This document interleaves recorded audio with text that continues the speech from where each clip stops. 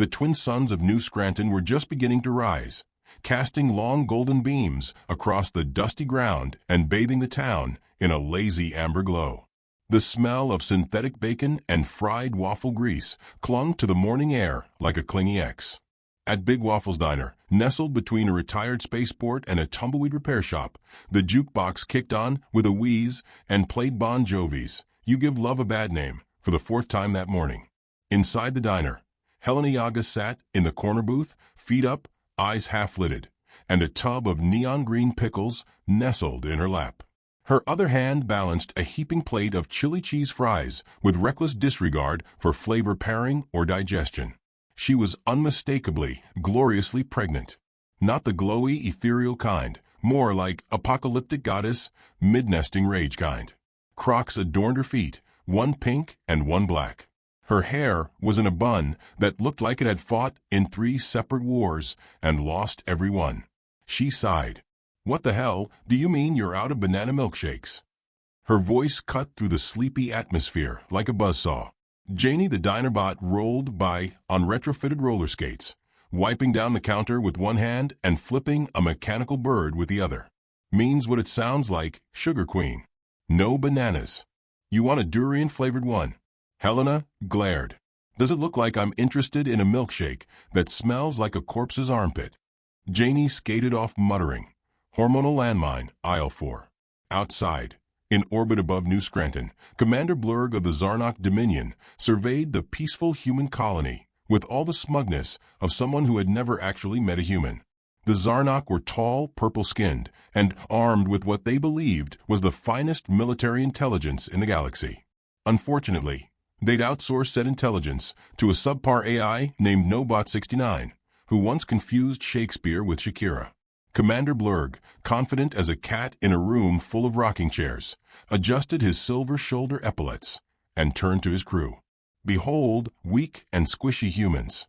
Their bodies are gelatinous, their customs absurd, and they smell like expired dairy. Today, we make history. We shall abduct a specimen, analyze its breeding rituals, and return victorious to the Dominion." Lieutenant Varn raised a hand. "Sir, I must point out." Blurg waved him off. "Save your whimpering, Varn. Look, there, that one. The bloated one gnawing on vinegared produce." The ship's scanner zoomed in on Helena. "She is large," Varn noted cautiously. "She is pregnant, Varn," Blurg scoffed. "Their kind becomes temporarily immobilized during gestation. It is the ideal target. A creature burdened by a parasitic offspring must surely be defenseless." "Sir, the database indicates human gestational hormones may cause emotional instability and erratic violence." Blurg blinked. "That sounds like propaganda. Deploy the stun team." Back in the diner, Helena licked a glob of chili from her knuckle and stared moodily at a poster of a waffle with sunglasses on. She was calculating how many napkins she'd need to mop up the carnage if she didn't get her milkshake. Then the air shimmered. 3 figures appeared in the middle of the diner in a flicker of blue light. They were tall, armored in glinting silver, and armed with what looked like glowing tuning forks. One of them slipped on a stray syrup puddle and face-planted immediately. The other 2 posed dramatically. Human female. The lead one barked. "You are being requisitioned by the Zarnok Dominion for reproductive studies. Do not resist, and we promise your termination will be only mildly traumatic." Helena blinked slowly. "Did you just say termination?" The taller alien nodded. "Yes. It's standard protocol following vivisection. Fear not. Our probe sterilization technology is second to." Helena hurled the tub of pickles at his face. It struck with a satisfying splat, green juice flying. The alien screeched and staggered back, slipping on a rogue waffle and smashing into a booth. Janie the Dinerbot screamed, "Holy flapjack," and dove behind the counter, returning seconds later with a coffee pot glowing suspiciously red. "I told him to stay out of my damn diner." The second alien lunged for Helena, stun ray raised, but she moved faster than anyone that pregnant had a right to. She grabbed the edge of the table, flipped it sideways into the alien's shins, and lunged forward with a butter knife. With surgical precision, she wedged it under his chest plate, twisted, and pulled. The armor cracked open like a can of Spam. The alien gurgled, collapsed, and began convulsing. Janie cheerily dumped boiling coffee on his twitching form.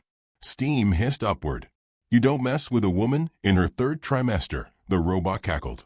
The final alien scrambled to his feet, babbling in panic. "Abort mission. Abort."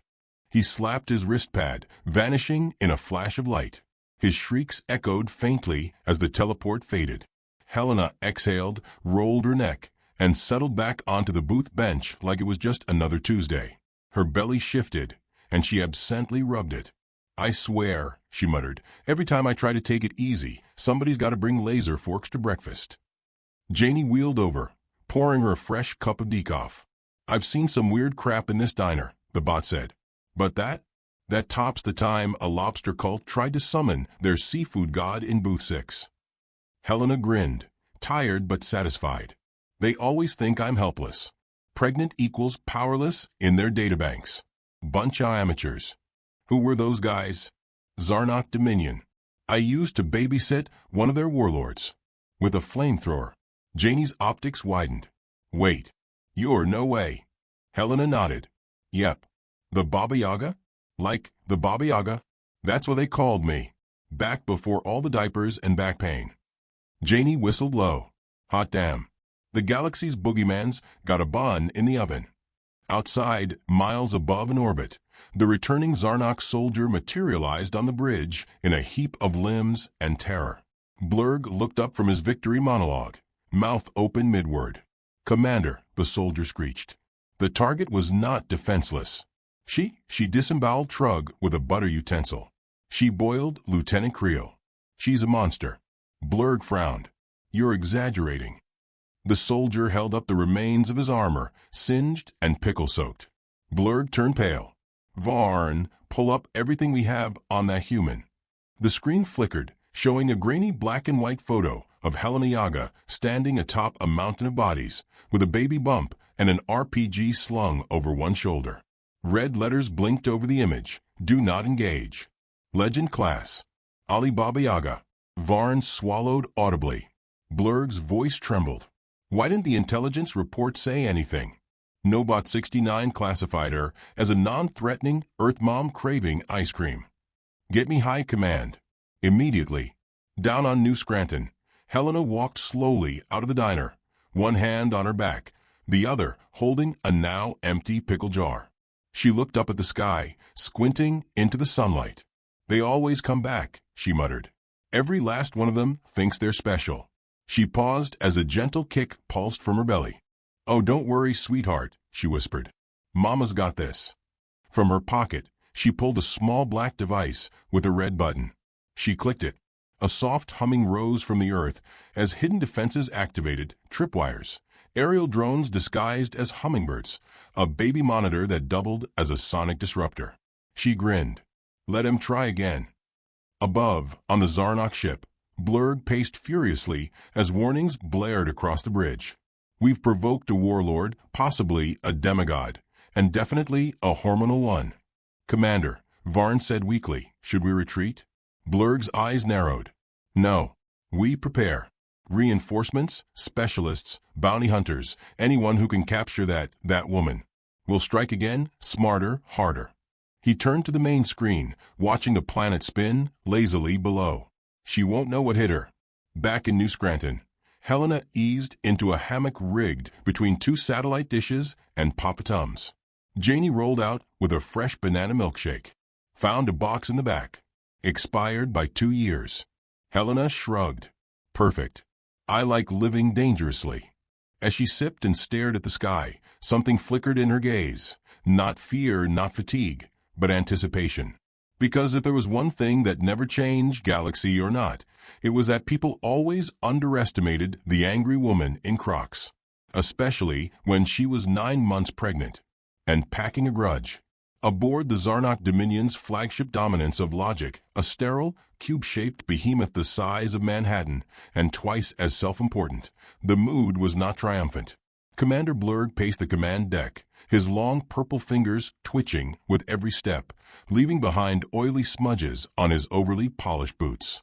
The bridge crew, normally smug in their assumed superiority over soft-world organisms, were deathly silent. Even the ambient hum of the ship's AI had dropped several octaves, as if it feared attracting the wrath of its organic overlords. Projected before them on the holoscreen was a paused image, grainy, security footage from the diner's external camera. It showed Helena Yaga mid-swing, butter knife arcing through the air, her expression one of complete disinterest. It was not the face of someone in danger. It was the face of someone deciding between committing murder or asking for more fries. This, Blurg said, stabbing one long finger at the image, is what defeated our recon squad. A bloated, Earthian food addict in open footwear. I demand answers. Sir, Varn replied, voice trembling. She's been reclassified. Nobot 69 ran a deeper scan. Her name triggered legacy red alerts across 17 systems. Blurg narrowed his eyes. Speak plainly, Varn. She's Baba Yaga, sir. There was a pause. Someone gasped audibly. Blurg frowned. That name means nothing to me. An ensign in the corner muttered. It's what the Drekthar war priests whisper when they think death is near. Varn swallowed hard. Sir, Baba Yaga isn't a name. It's a warning. It's Earth folklore mixed with confirmed military operations. She used to be a top-tier assassin, worked freelance across 5 sectors. The Dendari Confederacy has a bounty on her just for what she threatened to do. And now she's retired. Pregnant. Nesting. She flipped over a table. Someone whispered. With one hand, someone else added. Blurg stepped back, processing this information like a man realizing he had just insulted a sleeping dragon's wardrobe. So what you're telling me, he said slowly, is that we elite, technologically superior beings attacked a retired assassin, currently in a hormonal state of maternal hyperaggression. Yes, sir, Varn confirmed. And she's really mad. Blurg straightened his shoulders. Then we do what any brilliant strategist does in the face of a monstrous threat. We send someone else. Within minutes, galactic networks buzzed with encrypted signals, pulsating through wormholes and data streams. Bounties were posted. Huge ones. Enough credits to buy a small moon or a very well-furnished panic room. The first to respond were Zleeb and Glox, fraternal alien twins with cloaking devices, zero impulse control, and matching tattoos that read Plan B is panic. Zleeb was the brains, which wasn't saying much. His idea of infiltration involved setting off fireworks as a distraction. Glox was the muscle, which worked fine until his chronic sneezing kicked in. Their ship, the sneaky sibling, crash-landed on New Scranton's outskirts 20 minutes after departure due to unforeseen pigeon storm activity. No one asked how there were pigeons on New Scranton. They just were. Next came Cybermoo, once a humble cow on Earth. She'd been uploaded into a warframe by a rogue AI during the fast food uprising of 2198. Now half dairy, half death machine. She mooed in binary and had a flamethrower in her udder. She considered it poetic. Helena watched them all approach on her porch monitor, sipping ginger tea like an exhausted barista watching customers walk in 5 minutes before closing. Idiots, she muttered. Janie wheeled up with an aluminum tray stacked with what looked like cupcakes, but smelled like gunpowder.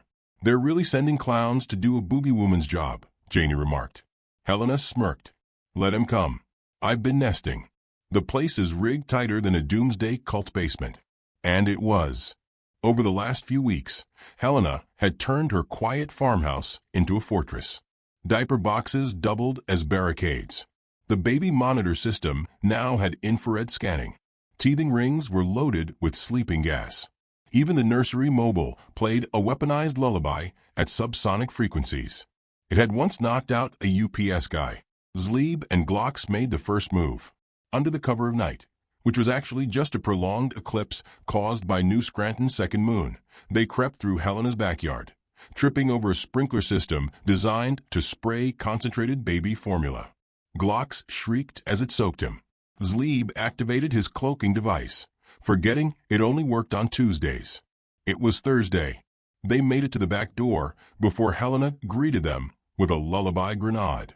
Sleep, you weirdos, she muttered as the explosion triggered glitter and unconsciousness. She rolled them into a compost bin and labeled it organic. Cybermoo arrived shortly after, marching across the field like a bovine tank. Her hooves melted grass. Her horns glowed red. Helena Yaga, she droned. You have been targeted for submission. Helena tapped her belly. So has my bladder. What's your point? Cybermoo fired a warning blast, which hit a decoy stroller. It exploded in a shower of diapers and glitter. The smell alone nearly knocked the cyborg out. Then the landmines went off, specially rigged stuffed animals that exploded in bursts of purple glitter, each with a sound effect from an Earth cartoon. One went yabba dabba doom. Cybermoo stumbled, slipping on a rogue pacifier grenade. Helena, now in combat slippers, slid out of the shadows and slapped a magnet to Cybermoo's undercarriage. It beeped once and sang a brief rendition of the wheels on the bus before detonating. When the smoke cleared, Cybermoo lay twitching in a crater, muttering, "Old MacDonald had a malfunction." Janie rolled up with marshmallows. "Want s'mores?" Helena was breathing hard, belly heavy, sweat beading on her forehead. But she smiled anyway. "Roast one for the idiot who thought a cow with a flamethrower could take me down." Overhead, the Zarnok watched the feed in horror. "She's winning," Varn whispered. "She's nesting and winning," someone else added. Blurg was silent. He turned slowly to the monitor, now blinking with a new, incoming message. This one from High Command. A general with a forehead that resembled a topographical map of ancient regret stared into the screen. "Commander Blurg," the general said, "do you realize what you've done?" "Sir, we followed standard protocol. We saw a vulnerable human. You poked the bear. No, worse. You poked the bear while she was pregnant. That's not just foolish, it's suicidal. Do you know how many death tolls in galactic history were triggered by hormonal human females?" Blurg swallowed. "We didn't anticipate resistance of this magnitude. She rigged a sippy cup with knockout gas. We underestimated her. No, you disrespected her. That's worse. She'll take that personally." Blurg stared at the screen, sweating. "What are your orders?" The general leaned forward. "You started this. You end it. But understand this. If you fail again, the Dominion will disavow you. And I will personally ensure you are reassigned to Earth as a kindergarten teacher." The line cut. Blurg looked like he'd aged several light years. On New Scranton, Helena wiped her hands with a baby wipe scented like peaches and napalm. The traps were reset, the field littered with half-functioning gadgets and broken pride. She lowered herself into a deck chair, wincing at the strain. The baby kicked. "I know, little one. Mama's tired, too." Janie handed her a smoothie, banana, real this time. "Reckon they'll come back harder next time." Helena nodded. "Good. Let them. I've still got the lullaby nuke and the diaper cannon." "You're terrifying." "I used to be worse. Now I'm just tired and moody." Which, let's be honest, is worse for them. From orbit, another bounty transmission went out. This time it was not a request for bounty hunters. It was a plea. Wanted. Anyone dumb enough to attempt retrieval of Earth's Baba Yaga. Warning. Target is heavily pregnant and highly unstable. Previous bounty hunters missing. Presumed pacified. Bring waffles. And from somewhere deep in the cosmos, the response came not from a soldier, not from a mercenary, but from someone who knew Helena. Knew her intimately. A voice long absent from her life. Cold. Efficient. Familiar. "I'll handle it." The Dominion picked up the transmission. Varn looked puzzled. "Sir, that signature, it's human." Blurg leaned forward. "Who?" Varn hesitated, then whispered. "Code name. Nightshade. Former partner. Allegedly dead. Real name. Alexei Yaga." Blurg's jaw slackened. Her mate. The signal cut off. On New Scranton, Helena suddenly paused. Her fingers tightened around her smoothie. Her eyes narrowed. Because somewhere in the universe, a predator was moving. And for the first time in years, she felt it in her bones. Not fear. Not even worry. But anticipation. And maybe something close to hope. General Quarks of the Zarnok Dominion stood atop the polished glass floor of the Grand Strategy Dome, his reflection warped by the curvature. He adjusted the ceremonial cape that hung awkwardly from his shoulders, the hem dragging slightly as he moved. Around him, lesser commanders whispered, analysts wrung their datapads, and political dignitaries sat rigid in hover chairs that buzzed faintly with expensive discomfort. The scene was electric with fear and ego. "This isn't just a rogue human," Quarks declared, voice booming, melodramatic, and irritatingly nasal. "This is psychological warfare. She is challenging our authority with irony, glitter-based explosives, and baby-themed ordnance. This is not a skirmish. This is humiliation." He paused for effect, letting the silence grow. A smaller officer finally piped up. "But sir, she's just one woman. Pregnant at that." Quarks turned slowly, his eyes wide with the horror of a man who had never been contradicted, let alone during a monologue. "That is the point, Glarn. One woman. One. And she has undone 2 elite strike teams, neutralized a cybernetic bovine, and turned a domestic residence into a Class 5 war zone. She has weaponized maternity." Another general cleared his throat. "She also live-streamed her last counterattack with the caption, 'Catch me outside, how about da?' It has 12 billion views." Quarks's jaw twitched. The morale drop across the fleet is incalculable. Our troops are developing a phobia of pink. One recruit had a breakdown after being handed a juice box. A nervous technician raised a hand. "Sir, propaganda analysis indicates humans are rallying behind her. They're calling her the Mother of Mayhem." "There's merch." The image on the screen changed to a t-shirt with Helena's silhouette cradling a flamethrower. The words "Cradle and Conquer" arched over her head. Quarks inhaled deeply, nostrils flaring. "Then we escalate. No more subtlety. No more bounty hunters. We deploy the Armada. From orbit, 27 Zarnok warships powered up in perfect formation, blotting out stars. Each ship bore the sharp, jagged architecture of intimidation.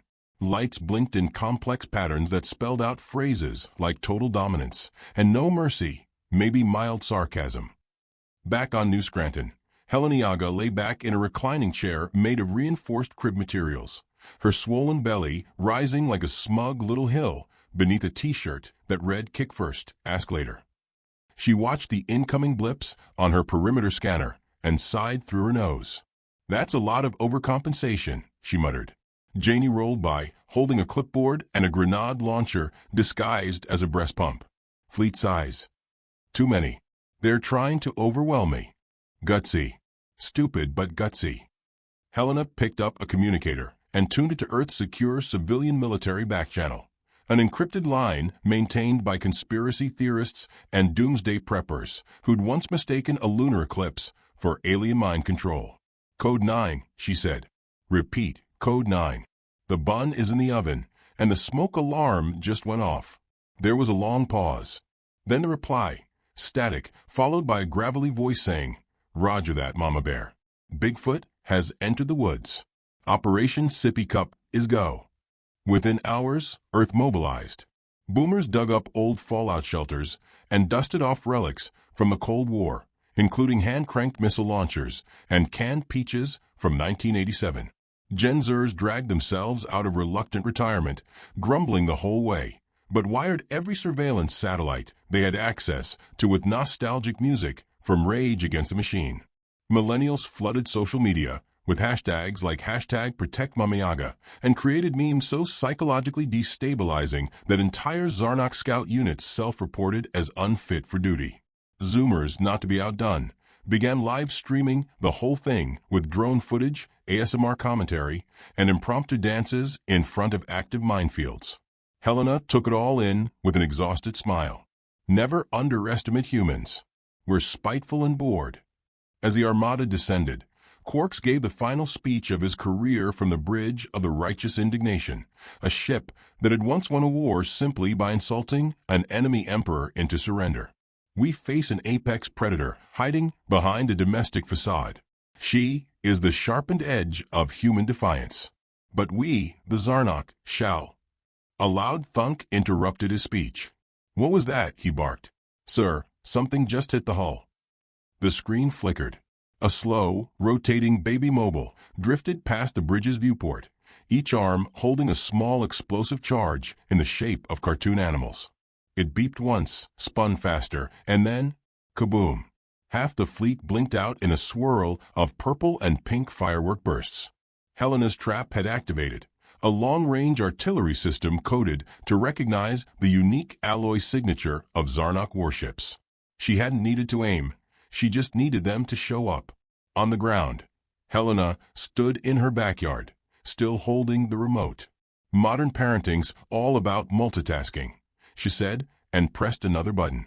From the trees emerged camouflaged Roombas, carrying what looked like homemade pie tins. They beeped, blinked, and began launching flaming pacifier discs skyward, intercepting drop pods before they could land.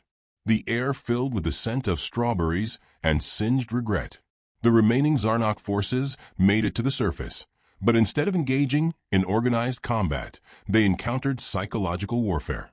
Baby monitors blared lullabies that fluctuated in pitch until they caused hallucinations.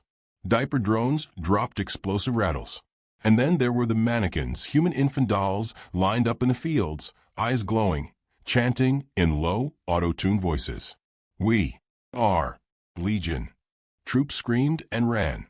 Quarks managed to touch down with an elite unit, armed to the mandibles with pulse cannons and dignity. Helena was waiting.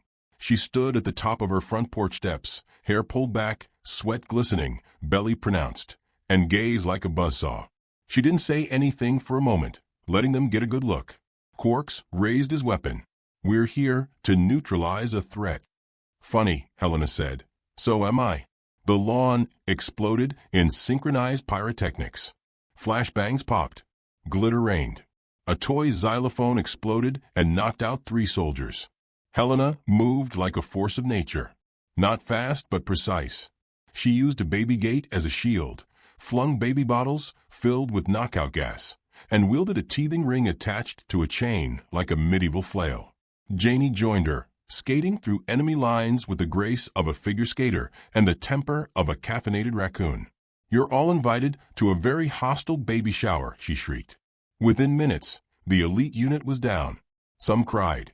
Others just curled up and whispered Earth Nursery rhymes like protective spells. Helena approached Quarks as he crawled toward his weapon. "Why?" he asked hoarsely. "Why resist this hard?" Helena knelt slowly, the strain evident on her face. "Because I asked for peace. I asked to be left alone. I gave up war, gave up vengeance, gave up everything." She reached into her coat and pulled out a photo. Worn, folded. It showed her and a man, arms around each other, in front of a cabin somewhere green and peaceful. She looked down at it for a second too long. "Then you tried to take that away." Quarks tried to rise. "We only wanted knowledge." "You took that shot," she said, rising with effort, "and missed. And now you've made yourself part of something worse than any war. A mother's list of enemies." She pressed a button. Quarks vanished in a flash of red light, teleported to orbit and straight into a containment pod marked "Return to Sender." Silence settled. All around her, Earth militias began their cleanup. Roombas hummed. The dolls stopped chanting. Janie played celebratory kazoo music from her chest cavity. Helena sat down on her porch with a long groan and rubbed her belly. "You okay in there?" she whispered. A soft kick answered. Then, from the perimeter scanner, a new ping. Not Zarnok. Not Earth. Something else. A figure stepped into the clearing, tall, armored in matte black, helmet gleaming, posture relaxed but alert. He moved with familiarity, intention. Helena's breath caught. He removed the helmet. Alexei Yaga, her husband, dead for 5 years, presumed killed during a Black Ops mission deep in Dominion space. But he looked whole, hardened, perhaps, older. His eyes the same steel gray she remembered, with a new weight behind them. "You're late," she said, voice cracking. He stepped closer. "You weren't supposed to find peace without me." "I didn't," she murmured. "Not really." She stood slowly, staring him down. Her fists were clenched, her heart thundering. She didn't cry. She didn't smile. He stepped forward again, gently placing a hand on her belly. I came back, he said softly. I had to. She didn't answer, just stared. Then, after a long pause, she leaned into him, resting her forehead against his. Janie, watching from the porch, blinked. Well, damn. Didn't see that twist coming. The pain came without warning, a sharp, full-bodied contraction that rippled through Helena like the aftershock of a grenade. She doubled over on the porch, one hand gripping the railing, the other on her belly. The war-torn yard around her, strewn with glitter, ash, and overturned drones, faded into a haze as her breath hitched. Alexei was at her side in seconds. It's starting, she hissed, sweat beading at her brow. Perfect timing as always. His hand found hers, steady and warm. You always did like dramatic entrances. Helena growled through clenched teeth. If you die hard during labor, I swear I'll detach your jaw. I wasn't going to, he lied. Janie rolled up beside them, her chassis still smoking slightly from the last firefight. Contractions confirmed. That was a 7.9 on the oh hell no scale. Activating emergency nesting protocol. Lights flickered across the compound as the home defenses shifted. Weapons powered down, targeting systems rerouted, and instead, warm lights bathed the interior of the farmhouse. The med bed folded out from the nursery wall, flanked by a holographic monitor and a machine that alternated between playing lullabies and repeating motivational quotes from Rocky IV. Baby delivery mode engaged, Janie chirped.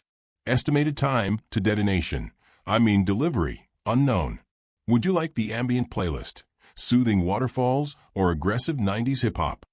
Put on Enya, Helena snapped, gasping through another contraction. Then turn it off. Alexei lifted her effortlessly, carrying her inside. This wasn't how I pictured our reunion. You were dead, she snarled. Pardon me if I didn't prepare a fruit platter. He set her on the bed, brushing a strand of sweat-drenched hair from her face. We'll talk later. Right now I am crowning, she growled. So unless you're about to deliver this kid with a wrench and a war cry, you shut up and hold my hand. He gripped her hand tightly, kissed her knuckles. With you. All the way. Outside, the peace was not to last. One Zarnok ship had survived. A stealth cruiser, invisible to most standard scans, equipped with fail-safes and one final directive. Annihilate the human anomaly. The ship's commander, a cold-eyed strategist named Sithrax, stared down at the battered Earth compound from orbit. He had not spoken during the entire conflict. He believed in action, not monologues. She's in labor, came the report. Vulnerable. Unarmed. Sithrax only nodded. Prepare orbital strike. The ship powered up, dark panels peeling back like flower petals to reveal a massive plasma cannon.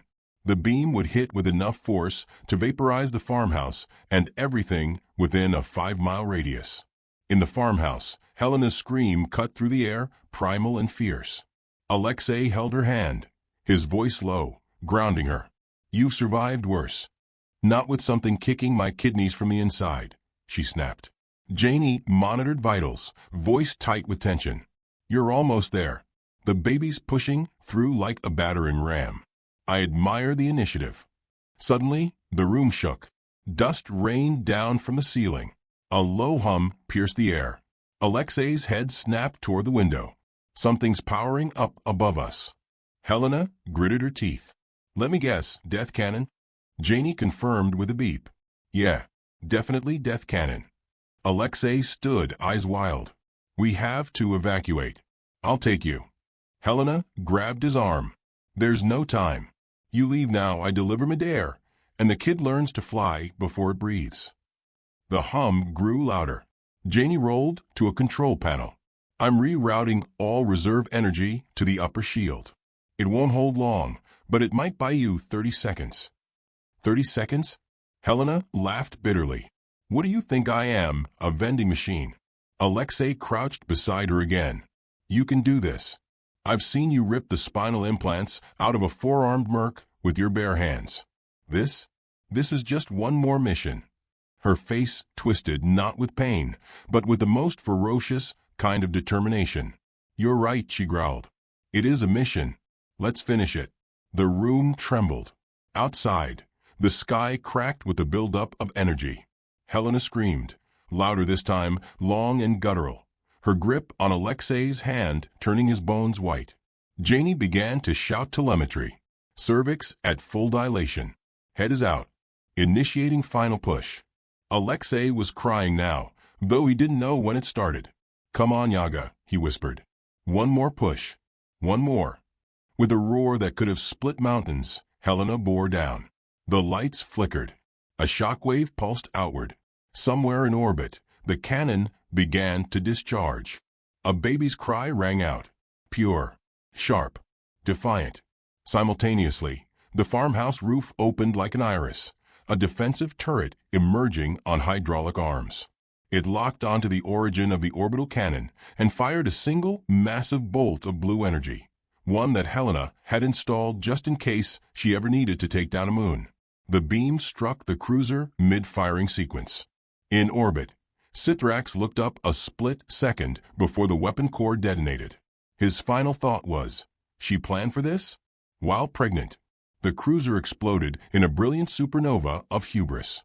Down below, silence returned. In the nursery-turned battlefield, Helena lay back, breath ragged, skin glowing with sweat and triumph. Alexei held the crying baby, awe in his every movement. It's a boy, he said, voice shaking. Helena turned her head, eyes softening. Of course he is. Took after his father. Loud, uncooperative, explosive under pressure. Alexei chuckled, cradling the child. We'll name him. Helena nodded. John McClane Yaga. Janie beeped. Appropriate. He did arrive during a literal hostage situation. Alexei handed the baby over, and Helena took him with reverence, holding him close. She looked down at the tiny, red-faced miracle and smiled, a real smile, not the smirk she wore into battle, but something deeper, gentler. You came into a war zone, she whispered, and you made them run. The boy blinked, cooed, and promptly peed on her shirt. Alexei laughed. A true Yaga. Outside, the first wave of Earth cleanup drones arrived, followed by field medics, camera drones, and, unfortunately, one too many social media influencers looking for the perfect apocalypse selfie. Helena ignored them all. She leaned into Alexei, both of them wrapped in the warm chaos of a fresh beginning. They were battered, bruised, and burned. But they were whole. They were home. And the galaxy? The galaxy had just learned one immutable truth. You don't mess with a mother. Especially not this one.